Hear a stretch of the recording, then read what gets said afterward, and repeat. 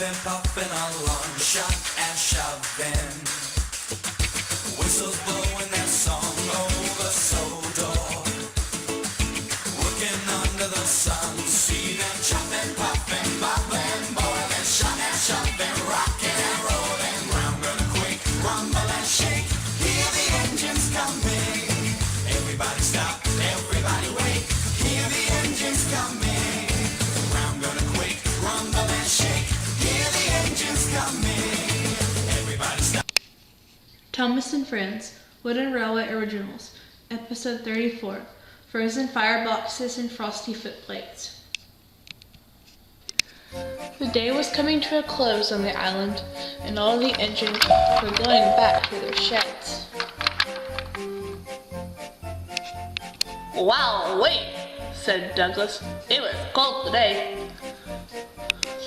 Yeah, Dougie, I was frozen to the frames out there, Donald said. It was so cold, it made me late with my express, Gordon said. And to think I had to take fish today. Yuck, James said. At least we have warm, toasty fireboxes to keep us warm, Henry said. Most certainly, Henry, Edward said. How's the Little Western going? Edward asked Duck and Oliver. Oh, it's going well, Edward, Duck said. Almost finished with the bridge, Oliver said. Well, that's good to hear, Edward said. While the engines were talking, Henry's fireman was walking out of Henry's cab.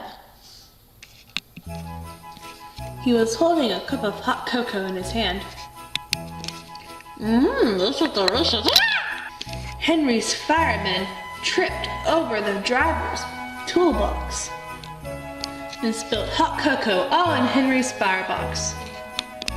Hot! Henry said. What was that, Henry? Douglas said. What are you talking about? Duck said.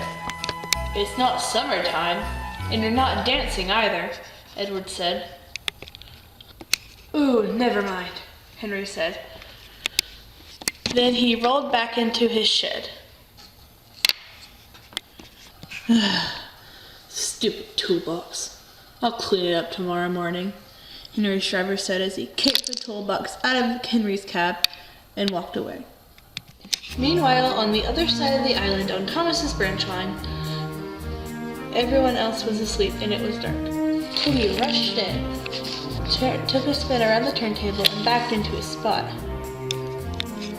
Henry's driver left Toby while the fireman put out the fire and walked away quickly. They both went to go get some hot chocolate. Not knowing it, they had water on their feet and left a puddle of water on Toby's footplate. Soon it was the next morning. Henry's fireman soon arrived to light his fire. Dang it, the hot chocolate froze in your firebox, Henry, his fireman said. And his fireman soon walked away to go tell the driver and to find other work for the day. Sir Topham had arrived. No, I need all of you engines to get to work, Sir Topham Hatt said. Yes, sir, all the other engines said. But sir, I don't feel well, Henry said.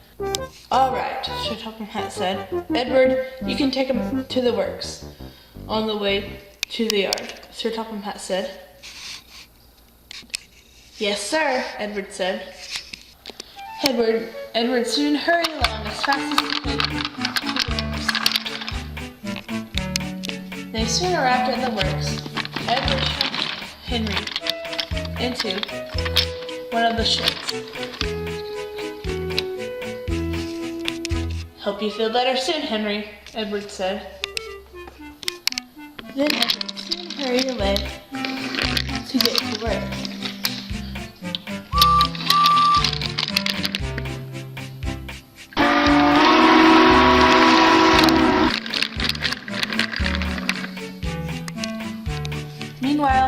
side of the island, Toby, Percy, Thomas, and Daisy were awake. Toby decided to start early that morning, and he coupled up to Henrietta and puffed away to collect his passengers. Toby soon arrived at Ffarquar Station. There were very few passengers outside waiting on the platform. He then rang his bell, for he knew that more people were inside the station, being warm and not standing outside in the cold. The rest of his passengers scurried out of the station and into Henrietta. He then rang his bell again as he left.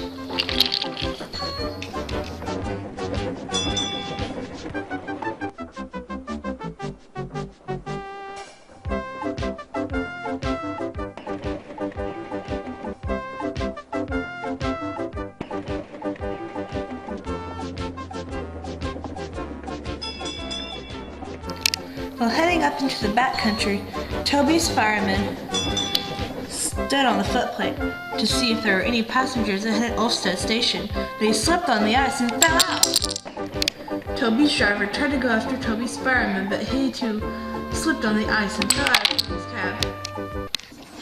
"Help! Help!" said Toby. "I have no driver, no fireman." Well, Toby and Henrietta whizzed through Olmsted Station when brave passengers went out onto Henrietta's deck and uncoupled Henrietta from Toby. Henrietta rolled smoothly into the station. Toby whizzed past Oliver at the branch line junction. "Help," he said. "I have no driver, no fireman." "Oh no, Toby's in trouble. I must go help him," Oliver said. As Oliver was then uncoupled from his boxcars and raced after Toby. The two engines steamed down toward the mainline junction.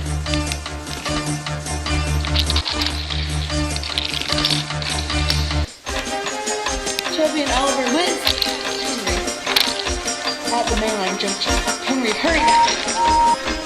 "Switch lines, Oliver, switch lines," Henry said.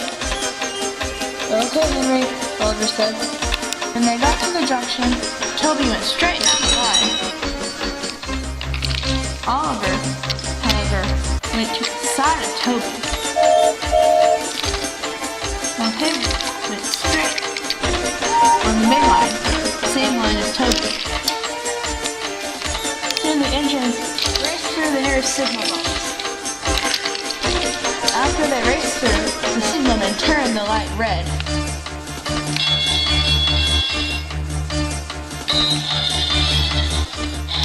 They whizzed through Knapford Station. Henry then coupled up to Toby, and Oliver ran ahead to the docks to give out the warning. "Runaway train! Runaway train!" Oliver said as he headed into the docks. Bill, Ben, and Holly. Henry's fireman scrambled across and into Toby's cab. The two engines came to a stop right as they entered the docks. "That was close," Oliver said. "Yes, it was," said Henry.